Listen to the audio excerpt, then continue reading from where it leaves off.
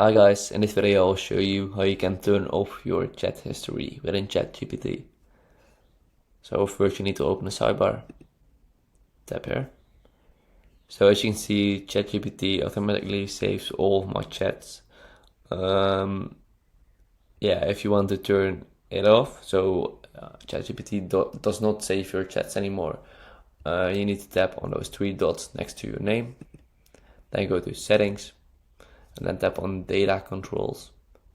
So as you can see, chat history and training, you need to toggle that off if you want ChatGPT to not save your chats. Also, ChatGPT automatically uses your chats to train their model. So if you do not want that, you can also toggle this off. So make a decision if you want it. It's on your own, of course. I recommend you turning it on because it improves the model, and you can check your chats later on if you want to.